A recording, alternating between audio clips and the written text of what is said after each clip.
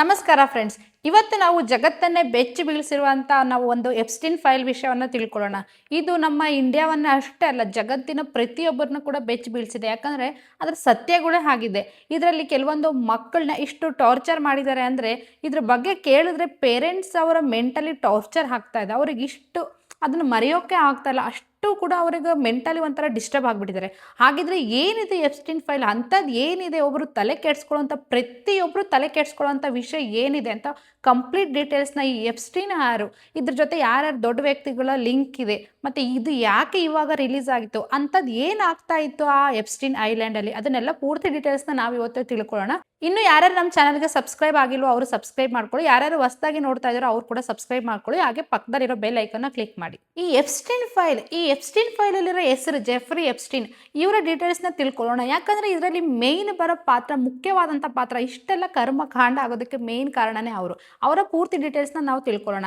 ಈ ಎಪ್ಸ್ಟೀನ್ ಏನಿರ್ತಲ್ಲ, ಅವರು ಮಧ್ಯಮ ವರ್ಗದಲ್ಲಿ ಜನಿಸಿರ್ತಾರೆ. ಡಿಗ್ರಿ ಕೂಡ ಕಂಪ್ಲೀಟ್ ಮಾಡಿರಲ್ಲ. ಬಟ್ ಆದರೂ ಕೂಡ ಅವರು ಇಷ್ಟೊಂದು ಶ್ರೀಮಂತರು ಹೇಗಾಗ್ತಾರೆ, ಪ್ರಪಂಚದಲ್ಲಿರೋ ಶ್ರೀಮಂತರನ್ನೆಲ್ಲ ತಮ್ಮ ಮುಷ್ಟಿಯಲ್ಲಿ ಹಿಡಿಯೋಷ್ಟು ಶ್ರೀಮಂತರು ಹೇಗಾಗ್ತಾರೆ, ಅದ್ರ ಬಗ್ಗೆ ಪೂರ್ತಿ ಡೀಟೇಲ್ಸ್ ನೋಡೋಣ. ಅವರು 1970ರಲ್ಲಿ ಡೆಲ್ಟಾನ್ ಸ್ಕೂಲಲ್ಲಿ ಮ್ಯಾಥಮೆಟಿಕ್ಸ್ ಟೀಚರ್ ಆಗಿ ಕೆಲಸ ಮಾಡ್ತಾ ಇರ್ತಾರೆ. ಬಟ್ ಅವರಿಗೆ ಒಂದು ಏನಿರುತ್ತೆ ಅಂದರೆ, ನಾನು ಈ ರೀತಿ ಮಧ್ಯಮ ಕುಟುಂಬದಲ್ಲಿ ಹುಟ್ಟಿದ್ದೀನಿ ಅಂದರೆ ಮಧ್ಯಮ ಕುಟುಂಬದಲ್ಲೇ ಸಾಯಬಾರ್ದು, ನಾನು ರಿಚ್ ಆಗಬೇಕು, ನಾನು ಹೇಗಂದರೆ ನಾನು ಐಷಾರಾಮಿ ಜೀವನನ ಅನುಭವಿಸ್ಬೇಕು ಅನ್ನೋದು ಅವ್ರ ಕನಸಾಗಿರುತ್ತೆ. ಅದಕ್ಕೋಸ್ಕರ ಅವರು ಬೇರೆ ಬೇರೆ ಪ್ರಯತ್ನ ಮಾಡೋದಕ್ಕೆ ಸ್ಟಾರ್ಟ್ ಮಾಡ್ತಾರೆ. ಆಮೇಲೆ ಅವ್ರಿಗೆ ಅನ್ಸುತ್ತೆ, ನಾನು ಇದೇ ಡಿಪಾರ್ಟ್ಮೆಂಟಲ್ಲಿದ್ದರೆ ನಾನು ಅನ್ಕೊಂಡಿರೋಷ್ಟು ರಿಚ್ ಆಗಲ್ಲ ಅಂತ. ಸೊ ಅದಾದಮೇಲೆ ಅವರು ವಾಲ್ ಸ್ಟ್ರೀಟ್ಗೆ ಎಂಟ್ರಿ ಆಗ್ತಾರೆ. ಅಂದರೆ ಸ್ಕೂಲಲ್ಲಿ ಇರೋವಂಥ ಒಬ್ಬ ಶ್ರೀಮಂತ ಸ್ಟೂಡೆಂಟ್ಸ್ನ ತಂದೆ ತಾಯಿಯ ಪರಿಚಯ ಮಾಡ್ಕೋತಾರೆ. ಅದಾದಮೇಲೆ ಫೈನಾನ್ಸ್ ಡಿಪಾರ್ಟ್ಮೆಂಟ್ಗೆ ಅವರು ಎಂಟ್ರಿ ಆಗ್ತಾರೆ. ಬಿಯರ್ ಸ್ಟ್ರೀಮ್ ಅಂತ ಒಂದು ದೊಡ್ಡ ಇನ್ವೆಸ್ಟ್ಮೆಂಟ್ ಬ್ಯಾಂಕಲ್ಲಿ ಅವರು ಸ್ಟಾರ್ಟಿಂಗಲ್ಲಿ ಕೆಲಸ ಮಾಡ್ತಾ ಇರ್ತಾರೆ.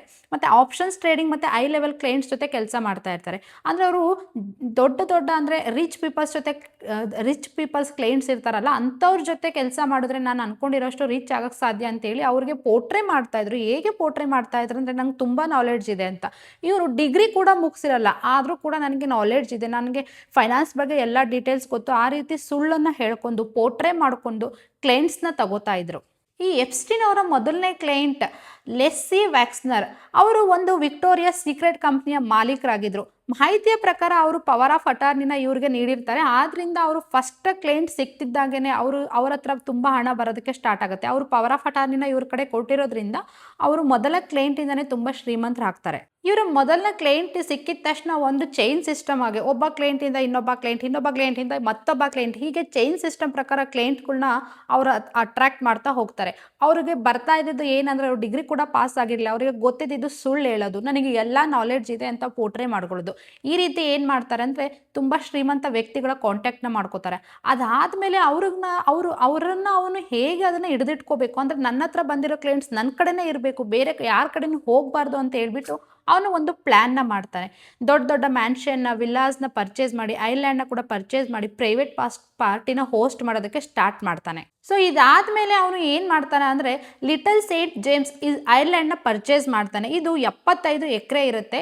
ಇದು ಎಲ್ಲಿರುತ್ತೆ ಅಂದರೆ, US ವರ್ಜಿನ್ ಐಲ್ಯಾಂಡ್ ಮತ್ತು ಕ್ಯಾಬಿನ್ ಪ್ರದೇಶದಲ್ಲಿ ಇರುತ್ತೆ. 75 ಎಕರೆ ಇರೋಂಥ ಈ ಐಲ್ಯಾಂಡಲ್ಲಿ ಏನೇನಿರುತ್ತೆ ಅಂದರೆ, 2 ಸ್ವಿಮ್ಮಿಂಗ್ ಪೂಲ್ ಇರುತ್ತೆ, ಮತ್ತು ಎಲಿಪ್ಯಾಡ್ ಇರುತ್ತೆ, ಜಿಮ್ ಇರುತ್ತೆ, ಲೈಬ್ರರಿ ಇರುತ್ತೆ. ಯಾವ್ಯಾವ ಐಷಾರಾಮಿ ಜೀವನಕ್ಕೆ ಏನೇನು ವ್ಯವಸ್ಥೆ ಬೇಕೋ ಆ ರೀತಿ ಎಲ್ಲ ವ್ಯವಸ್ಥೆ ಮಾಡಿರ್ತಾನೆ. ಆ ಮ್ಯಾನ್ಷನ್, ಆ ವಿಲಾ ಏನಿರುತ್ತಲ್ಲ, ಅದ್ರ ಸುತ್ತ ಗೆಸ್ಟ್ ಹೌಸ್ಗಳನ್ನ ಮಾಡಿರ್ತಾನೆ.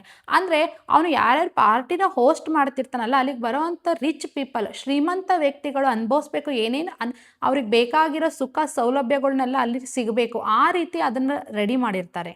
ಇವರು ಈ ಐಲ್ಯಾಂಡ್ನ $8,000 ಪರ್ಚೇಸ್ ಮಾಡಿರ್ತಾನೆ. ಅಂದರೆ ನೀವು ಯೋಚನೆ ಮಾಡಿ, ಇದನ್ನು ಪರ್ಚೇಸ್ ಮಾಡೋ ಅಷ್ಟರಲ್ಲೇ ಅವನು ಎಷ್ಟು ಶ್ರೀಮಂತ ಆಗಿದ್ದ ಅಂದರೆ ಬೇರೆ ಅವರ ಫೈನಾನ್ಸ್ನ ಮ್ಯಾನೇಜ್ ಮಾಡ್ಕೋತಾ ಇನ್ನೊಬ್ಬರಿಂದ ಒಬ್ಬರಿಗೆ ಲಿಂಕ್ ಪರ್ಚೇಸ್ ಮಾಡ್ಕೋತಾ ಅವರ ಕ್ಲೈಂಟ್ನೆಲ್ಲ ತನ್ನ ಹತ್ರ ಹಿಡಿದಿಟ್ಕೋತಾ ಅಷ್ಟು ಶ್ರೀಮಂತ ಆಗಿರ್ತಾನೆ. ತನ್ನ ಕ್ಲೈಂಟ್ಸ್ ಯಾರ್ಯಾರು ಪಾರ್ಟಿಗೆ ಬರ್ತಾರಲ್ಲ, ಅವರಿಗೋಸ್ಕರ ಈ 18 ವರ್ಷದ ಹುಡುಗಿರನ್ನ ಬಳಸ್ತಾ ಇರ್ತಾರೆ. ಹೌದು, ಇದರಲ್ಲಿ ಜಾಸ್ತಿ ಮೇಯ್ನ್ ಇರೋದು 12ರಿಂದ 18 ವರ್ಷದ ಹುಡುಗಿರೇ ಇರ್ತಾರೆ. ಅವ್ರಿಗೆ ಏನಂತ ಇವನು ಕಳಿಸ್ತಾ ಇದ್ದ, ಹೇಗೆ ಬರ್ತಾ ಇದ್ರು, ಆ ವರ್ಷ ಅಷ್ಟು ಸಣ್ಣ ಮಕ್ಕಳು ಇಲ್ಲಿಗೆ ಯಾಕೆ ಬರ್ತಾ ಇದ್ರು ಅಂತ ನಿಮಗೊಂದು ಪ್ರಶ್ನೆ ಕಾಡುತ್ತೆ. ಅದಕ್ಕೆ ಉತ್ತರ ಇಲ್ಲಿದೆ. ಈ ಹುಡುಗಿರನ್ನ ಇಲ್ಲಿ ಕರ್ಕೊಂಬರೋದಕ್ಕೆ ಅವರು ಒಂದು ಟೀಮ್ನೇ ಮಾಡಿರ್ತಾರೆ. ಗ್ಲಿಸೆನ್ ಮ್ಯಾಕ್ಸ್ವೆಲ್ ಈ ಎಪ್ಸ್ಟಿನ್ನ ಗರ್ಲ್ ಫ್ರೆಂಡ್ ಆಗಿರ್ತಾಳೆ, ಅವಳು ಒಂದು ಟೀಮ್ನ ಮಾಡಿರ್ತಾರೆ. ಹೇಗೆ ಅಂದರೆ ಆ ಟೀಮಲ್ಲಿ HR, ಮ್ಯಾನೇಜರ್ ಎಲ್ಲರೂ ಇರೋ ಒಂದು ಕಂಪ್ನಿಯಲ್ಲಿ, ಒಂದು ದೊಡ್ಡ ಕಂಪ್ನಿಲಿ ಹೇಗೆ ಟೀಮ್ ಇರುತ್ತಲ್ಲ ಅದೇ ರೀತಿ ಟೀಮ್ ಇರುತ್ತೆ. ಇದರಲ್ಲಿ ಏನು ಮಾಡ್ತಾರೆ, ಕೆಲವೊಂದು ಹುಡುಗಿಯರಿಗೆ ಆಸೆಗಳನ್ನ ತೋರಿಸಿ ಮಾಡಲಿಂಗ್ ಮಾಡೋದಕ್ಕೆ ಅಥವಾ ಪಿಕ್ಚರ್ ಏನೋ ನಾವು ಮಾಡ್ತಾ ಇದ್ದೀವಿ ಅಥವಾ ಫೈನಾನ್ಷಿಯಲ್ ಸಪೋರ್ಟ್ ಅಥವಾ ಮಸಾಜ್ ಮಾಡೋ ಕೆಲಸ ಇದೆ, ನಿಮಗೆ ನೀವು ನೋಡ್ದಿರೋ ಅಂಥ ಜಾಗನ ನಾವು ತೋರಿಸ್ತೀವಿ ಅಂತೇಳಿ ನಂಬಿಸಿ ಕರ್ಕೊಂಡು ಬರ್ತಾ ಇದ್ರು. ಆ ನಂಬಿಸಿ ಕರ್ಕೊಂಡು ಬಂದಮೇಲೆ ಅವರಿಗೆ ಅಲ್ಲಿಂದ ಹೋಗೋಕ್ಕೆ ಕೂಡ ಆಗ್ತಾ ಇರಲಿಲ್ಲ. ಯಾಕಂದರೆ ಅದು ಐಲ್ಯಾಂಡ್ ಇರುತ್ತೆ, ಸುತ್ತಲೂ ನೀರಿರುತ್ತೆ. ಆದರೂ 15 ವರ್ಷದ ಹುಡುಗಿ ಒಂದ್ಸಲ ಬಂದು ಇಲ್ಲಿನ ಎಲ್ಲ ಕತೆ ಗೊತ್ತಾದ್ಮೇಲೆ ಅಲ್ಲಿಂದ ತಪ್ಪಿಸ್ಕೊಳ್ಳೋಕ್ಕೆ ಪ್ರಯತ್ನ ಮಾಡ್ತಾಳೆ. ಬಟ್ ಅಲ್ಲಿ ಆಗಲ್ಲ, ಅವಳು ಪಾಸ್ಪೋರ್ಟ್ನೇ ಹರಿದಾಕಿ ಅಲ್ಲೇ ಇಟ್ಕೋತಾರೆ. ಅವ್ರಿಗೆ ಎಷ್ಟೆಲ್ಲ ಟಾರ್ಚರ್ ಮಾಡ್ತಾಯಿದ್ರು, ಅಲ್ಲಿ ಬಂದ ಮೇಲೆ ಅವ್ರಿಗೆ ಗೊತ್ತಾಗ್ತಾ ಇತ್ತು. ಕೆಲವೊಬ್ಬರಿಗೆ ದುಡ್ಡಿನ ಆಸೆ ತೋರಿಸಿ ಕರ್ಕೊಂಬರ್ತಾಯಿದ್ರು, ಕೆಲವೊಬ್ರು ಪೇರೆಂಟ್ಸ್ಗೆ ದುಡ್ಡಿನ ಆಸೆನ ತೋರಿಸಿ ಕರ್ಕೊಂಬರ್ತಾಯಿದ್ರು. ಬಂದ ಮೇಲೆ ತಮ್ಮ ರಿಚ್ ಕ್ಲೈಂಟ್ಸ್ ಏನಿದ್ದಾರಲ್ಲ ಅವ್ರಿಗೆ ಮಸಾಜ್ ಮಾಡೋದು ಮತ್ತು ಬೇರೆ ಬೇರೆ ಆ್ಯಕ್ಟಿವಿಟೀಸ್ಗೆ ಆ ಹುಡುಗಿರನ್ನ ಬಳಸ್ಕೊತಾ ಇದ್ರು. ಅಷ್ಟೇ ಅಲ್ಲದೆ ಆ ಸಣ್ಣ ಮಕ್ಕಳಿಗೆ ಹುಟ್ಟಿರೋ ಮಕ್ಕಳನ್ನ ಕೂಡ ಅವರು ತಿಂತಾ ಇದ್ರು ಅಂತ ಕೆಲವೊಂದು ಆರ್ಟಿಕಲಲ್ಲಿ ಕೂಡ ಬಂದಿದೆ. ಈ ಸಣ್ಣ ಹುಡುಗಿಯರನ್ನ ಕರ್ಕೊಂಬರೋ ಕೆಲಸ ಏನು ಮಾಡ್ತಾ ಇದ್ರಲ್ಲ ಅವರ ಗರ್ಲ್ ಫ್ರೆಂಡ್ ಗ್ಲಿಸೆನ್ ಮ್ಯಾಕ್ಸ್ವೆಲ್ ಮಾಡ್ತಾ ಇದ್ರು. ಅವರು ಹೇಗೆ ಮಾಡ್ತಾ ಇದ್ರು ಅಂದರೆ ಅವರಿಗೆಲ್ಲ ಏನಾದರೂ ಆಸೆ ತೋರಿಸಿ ಕರ್ಕೊಂಬರೋದು ಮತ್ತು ಈ ಎಪ್ಸ್ಟೀನ್ ಇಮೇಜ್ ಕ್ಲೀನ್ ಮಾಡೋದು. ಅವನೇನಾದರೂ ಯಾವುದಾದ್ರೂ ಕೇಸಲ್ಲಿ ಅಥವಾ ಯಾವುದಾದ್ರೂ ಒಂದು ಇಲ್ಲಿಗಲ್ ಕೆಲಸದಲ್ಲಿ ಅವನ ಹೆಸರು ಬಂತಂದರೆ ಇವಳು ಒಬ್ಬರು ರಿಪೋರ್ಟರ್ ಆಗಿರ್ತಾರೆ. ಸೊ ಏನು ಮಾಡ್ತಾ ಇದ್ರು ಅಂದರೆ ಅವನ ಇಮೇಜ್ನ ಕ್ಲೀನ್ ಮಾಡ್ತಾಯಿದ್ರು. ಯಾಕಂದರೆ ಅವಳು ಫೈನಾನ್ಷಿಯಲ್ ಬ್ಯಾಕ್ಗ್ರೌಂಡ್ ಇರುತ್ತೆ, ಅವ್ರ ಪೇರೆಂಟ್ಸ್ ಕೂಡ ಫೈನಾನ್ಷಿಯಲಿ ರಿಚ್ ಇರೋದ್ರಿಂದ ಅವನ ಇಮೇಜ್ನ ಕ್ಲೀನ್ ಮಾಡೋವಂಥ ಕೆಲಸ ಅವನ girl friend, long term girl friend ಇರ್ತಾಳೆ, ಅವನು ಅವಳನ್ನ ಟ್ರಸ್ಟ್ ಮಾಡ್ತಾ ಇರ್ತಾಳೆ. ಸೊ ಅವನ ಇಮೇಜ್ನ ಕ್ಲೀನ್ ಮಾಡೋವಂಥ ಕೆಲಸ ಆ ಗರ್ಲ್ ಫ್ರೆಂಡ್ ಮಾಡ್ತಾ ಇರ್ತಾಳೆ. ನೀವು ಯೋಚನೆ ಮಾಡ್ತಾ ಇರ್ಬೋದು, ಇಷ್ಟೆಲ್ಲ ಅವನು ಇಲ್ಲಿಗಲ್ ಆ್ಯಕ್ಟಿವಿಟೀಸ್ ಮಾಡಿದ್ರು ಇದು ಯಾವಾಗಲೂ ಬೆಳಕಿಗೆ ಬರಲಿಲ್ವಾ, ಅವನಿಗೇನು ಶಿಕ್ಷೆ ಆಗಲಿಲ್ವಾ ಅಂತ. 2008ರಲ್ಲಿ ಇವು ಸಣ್ಣದಾಗಿ ಬೆಳಕಿಗೆ ಬರೋಕ್ಕೆ ಸ್ಟಾರ್ಟ್ ಆಗುತ್ತೆ. ಸೊ ಅದಾದಮೇಲೆ ಫ್ಲೋರಿಡಾದಲ್ಲಿ ಇದರ ಕೆಲವೊಂದು ದೃಶ್ಯಗಳು ಎಲ್ಲ ಹೊರಗಡೆ ಬರೋಕ್ಕೆ ಸ್ಟಾರ್ಟ್ ಆದಮೇಲೆ ಅವನಿಗೆ ಜೈಲಾಗುತ್ತೆ. ಯಾಕಂತಂದರೆ 18 ವರ್ಷದ ಒಳಗಿನ ಮಕ್ಕಳನ್ನು ಮಸಾಜ್ ಹೆಸರಿನಲ್ಲಿ ದುರುಪಯೋಗ ಮಾಡ್ಕೋತಾ ಇದ್ದಾರೆ, ಹಣ ನೀಡ್ತಾ ಇದ್ದಾರೆ, ಅವ್ರನ್ನ ಇಲ್ಲಿಗಲ್ ಆ್ಯಕ್ಟಿವಿಟೀಸ್ಗೆ ಬಳಸ್ಕೋತಾ ಇದ್ದಾರೆ ಅಂತ ಅವನ ಮೇಲೆ ಕೇಸ್ ಆಗುತ್ತೆ. ಕೇಸ್ ಆದಮೇಲೆ ಕೋರ್ಟ್ ಬರೀ ಅವರಿಗೆ 13 ತಿಂಗಳು ಅಷ್ಟೇ ಶಿಕ್ಷೆನ ಕೊಡ್ತಾರೆ. ಆವಾಗ ತುಂಬ ಕಾಂಟ್ರವರ್ಸಿ ಆಗುತ್ತೆ, ತುಂಬ ಜನ ಅಪೋಸ್ ಮಾಡ್ತಾರೆ. ಯಾಕೆ ಅಷ್ಟು ಶ್ರೀಮಂತನಿಗಾದರೆ ಇಷ್ಟೇ ಶಿಕ್ಷೆ, ಇಷ್ಟೆಲ್ಲ ತಪ್ಪು ಮಾಡಿದ್ರು ಇಷ್ಟೇ ಶಿಕ್ಷೆ ಯಾಕೆ ಕೊಡ್ತಾ ಇದ್ದಾರೆ ಅಂತ ಅಪೋಸ್ ಮಾಡಿದ್ರೂ ಕೂಡ ಕೋರ್ಟ್ ತನ್ನ ತೀರ್ಮಾನನ ಬದಲಾಯಿಸ್ಕೊಳ್ಳೋದಿಲ್ಲ. ಕೇವಲ 13 ತಿಂಗಳು ಶಿಕ್ಷೆನ ಅನುಭವಿಸಿ ಅವನು ಹೊರಗಡೆ ಬರ್ತಾನೆ. ಸೊ ಅವನು ಇನ್ನೂ ಶ್ರೀಮಂತ ಆಗಬೇಕು ಅಂತ ಇನ್ನೂ ಒಂದು ಹೆಜ್ಜೆನ ಮುಂದಿಟ್ಟು ಏನು ಮಾಡ್ತಾನೆ ಅಂತಂದರೆ ಪಾರ್ಟಿನ ಈ ಐಲ್ಯಾಂಡಲ್ಲಿ ಪಾರ್ಟಿನ ಹೋಸ್ಟ್ ಮಾಡ್ತಾ ಇದ್ದ, ತನ್ನ ಕ್ಲೈಂಟ್ಸ್ನೆಲ್ಲ ಕರೆಸ್ತಾ ಇದ್ದ. ಬಟ್ ಅಲ್ಲಿ ಕ್ಲೈಂಟ್ಸ್ಗೆ ಏನು ಅನ್ನಿಸ್ತಾ ಇತ್ತು, ಇದು ಎಲ್ಲ ಲೀಗಲ್ ಆಗೇ ನಡೀತಾ ಇದೆ, ಯಾವುದೂ ಇಲ್ಲೀಗಲ್ ಇಲ್ಲ, ಎಲ್ಲ ಸ್ಮೂತಾಗೆ ಹೋಗ್ತಾ ಇತ್ತು ಅಂತ ಅನ್ಕೋತಾರೆ. ಬಟ್ ಅದಾದಮೇಲೆ ಅವನು ಏನು ಮಸಾಜ್ ಹೆಸರಿನಲ್ಲಿ 18 ವರ್ಷದ ಒಳಗಿನ ಮಕ್ಕಳನ್ನು ಬಳಸ್ಕೊಳ್ಳೋಕ್ಕೆ ಸ್ಟಾರ್ಟ್ ಮಾಡ್ತಾನೆ. ಇದೆಲ್ಲ ತನ್ನ ಕ್ಲೈಂಟ್ಸ್ಗೆ ಆಗದೇ ಇರೋ ರೀತಿ ಏನು ಮಾಡ್ತಾನೆ, ಸೀಕ್ರೆಟ್ ಕ್ಯಾಮ್ರಾಸ್ನ ಇಟ್ಟು ಎಲ್ಲನೂ ರೆಕಾರ್ಡ್ ಮಾಡ್ಕೋತಾರೆ. ಆ ರೆಕಾರ್ಡ್ ಹಾಕ್ತಿರೋದು ಅವ್ರಿಗೆ ಗೊತ್ತಿರೋದೇ ಇಲ್ಲ.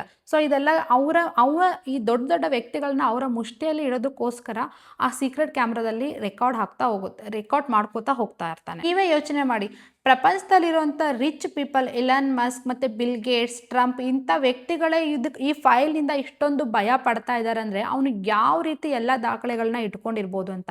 ಈ ಫೈಲಲ್ಲಿ ಹಲವಾರು ರಾಜಕಾರಣಿಗಳ ಹೆಸರು, ಸೆಲೆಬ್ರಿಟೀಸ್ ಹೆಸರು, ಸಿಂಗರ್ಸ್ ಆಗಿರ್ಬೋದು, ಕಾಮಿಡಿಯನ್ ಆಗಿರ್ಬೋದು, ಎಲ್ಲರ ಹೆಸರು ಕೂಡ ಕೇಳಿ ಬರ್ತಾ ಇದೆ. ಜೊತೆಗೆ ನಮ್ಮ ಪ್ರಧಾನಮಂತ್ರಿ ನರೇಂದ್ರ ಮೋದಿ ಅವರ ಹೆಸರು ಕೂಡ ಕೇಳಿ ಬರ್ತಾ ಇದೆ. ಇದು ಎಷ್ಟು ನಿಜ ಎಷ್ಟು ಸುಳ್ಳು ಅಂತ ನಾವು ಮುಂದೆ ತಿಳ್ಕೊಳ್ಳೋಣ.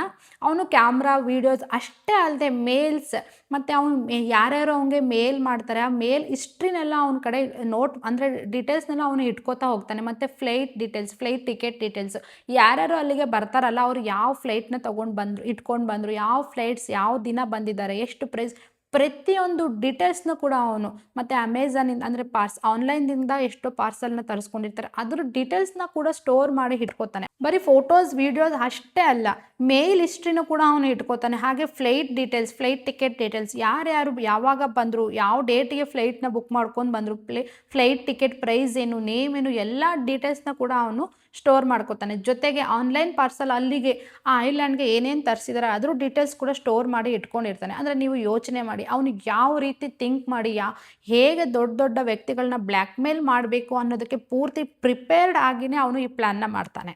2018ರಲ್ಲಿ ಪತ್ರಿಕೋದ್ಯಮ ಇಲಾಖೆ ಅವನ ಮನೆಯನ್ನು ಮತ್ತೆ ಶೋಧ ಮಾಡ್ತಾರೆ. ಅಂದರೆ ಅದನ್ನೆಲ್ಲ ಚೆಕ್ ಮಾಡಿ ಏನೇನು ಡಾಕ್ಯುಮೆಂಟ್ಸ್ ಸಿಕ್ತು ಅದರ ಆಧಾರದ ಮೇಲೆ ಸೆಕ್ಷುವಲ್ ಹರಾಸ್ಮೆಂಟ್ ಕೇಸ್ ಏನಿರುತ್ತಲ್ಲ 18 ವರ್ಷದ ಒಳಗಿನ ಮಕ್ಕಳನ್ನು ಸೆಕ್ಸ್ ವರ್ಕರ್ಸ್ ಆಗಿ ಯೂಸ್ ಮಾಡಿದ್ದಾರೆ ಅನ್ನೋ ಒಂದು ಆರೋಪದ ಮೇಲೆ ಅವರನ್ನು ಮತ್ತೆ ಜೈಲಿಗೆ ಹಾಕ್ತಾರೆ.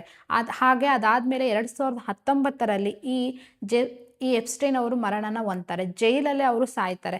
ಕೆಲವೊಂದು ಕಡೆ ಹೇಳ್ತಾ ಇದ್ದಾರೆ ಇದು ಅವರೇ ಸೂಸೈಡ್ ಮಾಡ್ಕೊಂಡ್ರು ಅಂತ. ಬಟ್ ಅವನ ಡೆತ್ ಏನಾಗುತ್ತೋ ಅನ್ನೋದಕ್ಕೆ ಇಲ್ಲಿ ತನಕ ಕನ್ಕ್ಲೂಷನ್ ಸಿಕ್ಕೇ ಇಲ್ಲ. ಕೊನೆಯದಾಗಿ ನೋಡೋದಾದ್ರೆ ಈ ಎಪ್ಸ್ಟೈನ್ ಫೈಲ್ ಏನಪ್ಪ ಅಂತಂದರೆ, ಅವನು ಏನು ಇಲ್ಲೀಗಲ್ ಆ್ಯಕ್ಟಿವಿಟಿ ಮಾಡ್ತಾ ಇದ್ನಲ್ಲ ಅದರ ಫೈಲ್ಸ್, ಅಂದರೆ ಮೇಲ್ ಹಿಸ್ಟ್ರಿ ಆಗಿರ್ಬೋದು, ಫ್ಲೈಟ್ ಟಿಕೆಟ್ ಡೀಟೇಲ್ಸ್ ಆಗಿರ್ಬೋದು, ನೇಮ್ಸ್, ಅಲ್ಲಿ ಆ ಐಲ್ಯಾಂಡ್ಗೆ ಯಾರ್ಯಾರು ಹೋಗಿದ್ರು ಅವರ ನೇಮ್ ಡೀಟೇಲ್ಸ್, ಮತ್ತು ಅವ್ರು ಏನೇನು ಪಾರ್ಸಲ್ನ ತಗೋತಾ ಇದ್ರು, ಇದರ ಎಲ್ಲಾನು ಡೀಟೇಲ್ಸ್ ಒಂದು ಫೈಲ್ ಮಾಡಿ ಕೋರ್ಟ್ಗೆ ಸಬ್ಮಿಟ್ ಮಾಡ್ತಾರೆ. ಈ ಫೈಲೇ ಎಪ್ಸ್ಟೈನ್ ಫೈಲ್. ಇನ್ನು ಪೂರ್ತಿಯಾಗಿ ಹೇಳೋದಾದರೆ, ಒಬ್ಬ ವ್ಯಕ್ತಿ ಹಣದ ಆಸೆಗೋಸ್ಕರ ಏನೆಲ್ಲ ಮಾಡ್ತಾ, ಮೊದಲು ಶ್ರೀಮಂತ ವ್ಯಕ್ತಿಗಳನ್ನ ತನ್ನ ಮುಷ್ಟಿಗೆ ತಗೊಳ್ಳೋದು, ನಂತರ ಅವರನ್ನು ಹೋಲ್ಡ್ ಮಾಡೋದಕ್ಕೆ ತನ್ನ ಹತ್ರನೇ ಇರಿಸ್ಕೊಳ್ಳೋದಕ್ಕೋಸ್ಕರ ಪ್ರೈವೇಟ್ ಪಾರ್ಟೀಸ್ ಮಾಡೋದು, ಅವ್ರಿಗೆ ಆಸೆಗಳ್ನ ತೋರಿಸೋದು, ಅದಾದಮೇಲೆ ಒಂದು ಹೆಜ್ಜೆ ಮುಂದಿಟ್ಟು 18 ವರ್ಷದ ಒಳಗಿನ ಹುಡುಗಿಯರನ್ನು ಯೂಸ್ ಮಾಡ್ಕೊಳ್ಳೋದು, ಮತ್ತು ಅವರಿಗೆ ಪೊಲಿಟಿಷಿಯನ್ ಸಪೋರ್ಟ್ ಕೂಡ ಇರುತ್ತೆ. ಯಾಕಂದರೆ ಅದರಲ್ಲಿ ಇನ್ವಾಲ್ವ್ ಆಗಿರ್ತಾರೆ ಪೊಲಿಟಿಷಿಯನ್ಸ್ ಎಷ್ಟೋ ಜನ, ಅದರಿಂದ ಅವರ ಸಪೋರ್ಟ್ ಕೂಡ ಇರುತ್ತೆ.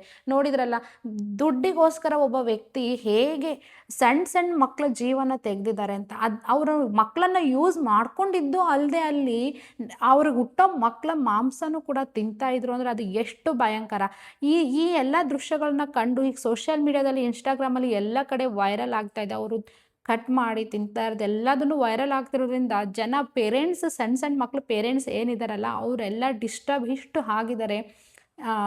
ಅವು ಅವ್ರು ಇಮ್ಯಾಜಿನ್ ಕೂಡ ಮಾಡ್ಕೊಳಕ್ಕಾಗ್ತಿಲ್ಲ. ಹೀಗೂ ಇರುತ್ತಾ ವರ್ಡ್, ಈಗ ಎಷ್ಟು ಕೆಟ್ಟದಾಗಿದೆ ಅಂತಲೂ ಇಮ್ಯಾಜಿನ್ ಮಾಡ್ಕೊಳಕ್ಕಾಗ್ತಿಲ್ಲ. ಅದು ಅಷ್ಟೇ ಅಲ್ಲದೆ, ನಾವು ಎಷ್ಟೋ ಜನ ಈಗ ಬಿಲ್ಗೇಟ್ಸ್ ಅಂತವ್ರನ್ನ ನಾವು ರೋಲ್ ಮಾಡಲ್ ಆಗಿ ತೊಗೊಂಡಿರ್ತೀವಿ. ಅವ್ರು ಎಷ್ಟು ಕ್ಲೀನ್ ಇಮ್ಯಾಜಿನ ಇಟ್ಟಿರ್ತಾರೆ ಹೊರಗಡೆ, ಬಟ್ ಒಳಗಡೆ ಏನೂ ಗೊತ್ತಿಲ್ದಂಗೆ ಸಣ್ಣ ಮಕ್ಕಳನ್ನ ಯಾವ ರೀತಿ ಟಾರ್ಚರ್ ಮಾಡ್ತಾ ಇರ್ತಾರೆ.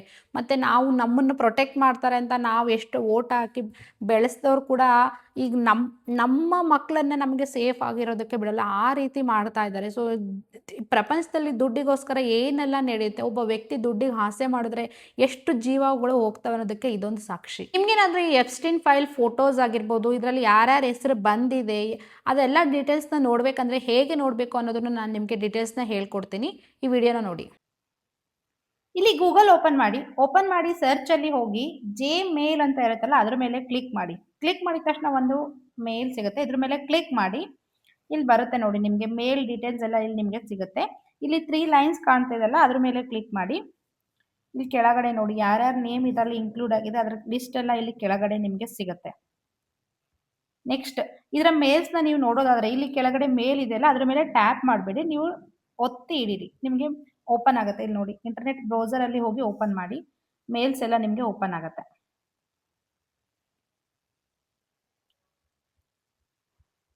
ಇದಿಷ್ಟು ಮೇಲ್ಸ್ ಎಲ್ಲ ಓಪನ್ ಆಗುತ್ತೆ. ಇನ್ನು ಫೋಟೋಸ್ ನೋಡ್ಬೇಕಂದ್ರೆ ಇಲ್ಲಿ ನೆಕ್ಸ್ಟ್ ಫೋಟೋಸ್ ಆಪ್ಷನ್ ಇದೆಯಲ್ಲ ಇದ್ರ ಮೇಲೆ ಕ್ಲಿಕ್ ಮಾಡಿ ಇಡೀರಿ. ಇದರ ಫೋಟೋಸ್ ಎಲ್ಲ ನಿಮಗೆ ಇಲ್ಲಿ ಸಿಗುತ್ತೆ, ಹಾಗೆ ವಿಡಿಯೋಸ್ ಕೂಡ ಇಲ್ಲೇ ಸಿಗುತ್ತೆ ನಿಮಗೆ. ಈ ಎಪ್ಸ್ಟೈನ್ ಫೈಲ್ನ ಫೈಲ್ಸ್ ನಿಮಗೆ PDF ಅಲ್ಲಿ ಬೇಕಂದ್ರೆ ಇದ್ರ ಮೇಲೆ ಹೋಗಿ ಲಾಂಗ್ ಪ್ರೆಸ್ ಮಾಡಿ. ಇಲ್ಲಿ ನೋಡಿ ಫೈಲ್ಸ್ ಎಲ್ಲ ನಿಮಗೆ PDF ಅಲ್ಲಿ ಓಪನ್ ಆಗುತ್ತೆ. ನೆಕ್ಸ್ಟ್ ಇಲ್ಲಿ ಯಾವ್ಯಾವ ವ್ಯಕ್ತಿಗಳು ಯಾವ್ಯಾವ ಫ್ಲೈಟ್ನ ಬುಕ್ ಮಾಡ್ಕೊಂಡು ಹೋಗಿದ್ದಾರೆ ಅನ್ನೋ ಡೀಟೇಲ್ಸ್ ನಿಮ್ಗೆ ಇಲ್ಲಿ ಸಿಗುತ್ತೆ. ಇದು ಫ್ಲೈಟ್ ಡೀಟೇಲ್ಸ್ ಆಗಿರೋದ್ರಿಂದ ಸರ್ಚ್ ಆಗೋಕೆ ಸ್ವಲ್ಪ ಟೈಮ್ ತಗೊಳುತ್ತೆ, ಸ್ವಲ್ಪ ವೆಯ್ಟ್ ಮಾಡಿ ಸರ್ಚ್ ಆಗುತ್ತೆ. ಇಲ್ಲಿ ನೋಡ್ತಾ ಇದ್ದೀರಲ್ಲ, ಇಲ್ಲಿ ಆಲ್ ಅಲ್ಲಿ ಎಲ್ಲಾರ್ದು ನಿಮಗೆ ಯಾವ್ಯಾವ ಫ್ಲೈಟ್ನ ಬುಕ್ ಮಾಡ್ಕೊಂಡಿದ್ದಾರೆ, ಯಾವ್ಯಾವ ಡೇಟಲ್ಲಿ ಯಾವ್ಯಾವ ಪ್ರೈಸ್ಗೆ ಬುಕ್ ಮಾಡ್ಕೊಂಡಿದ್ದಾರೆ ಎಲ್ಲ ಡೀಟೇಲ್ಸ್ ಸಿಗುತ್ತೆ. ಇಲ್ಲಿ ನೋಡಿ ಜೆಫ್ರಿ, ನೆಕ್ಸ್ಟ್ ಗೆಸ್ಟ್ಗಳು ಯಾರ್ಯಾರು ಯಾವ್ಯಾವ ಫ್ಲೈಟ್ನ ಬುಕ್ ಮಾಡ್ಕೊಂಡಿದ್ದಾರೆ ಅನ್ನೋ ಕಂಪ್ಲೀಟ್ ಡೀಟೇಲ್ಸ್ ನಿಮಗೆ ಇಲ್ಲಿ ಸಿಗುತ್ತೆ. ಈ ಎಪ್ಸ್ಟೈನ್ ಫೈಲ್ನ ಡಾರ್ಕ್ ಸೀಕ್ರೆಟ್ನ ನಾವು ಸಣ್ಣದಾಗಿ ನೀಟಾಗಿ ಹೇಳಿದ್ದೀವಿ. ನಿಮ್ಗೇನಾದರೂ ವಿಡಿಯೋ ಇಷ್ಟ ಆದರೆ ನಮ್ಮ ವಿಡಿಯೋಗೆ ಲೈಕ್ ಮಾಡಿ, ಹಾಗೆ ನಮ್ಮ ಚಾನಲ್ಗೆ ಸಬ್ಸ್ಕ್ರೈಬ್ ಮಾಡಿ.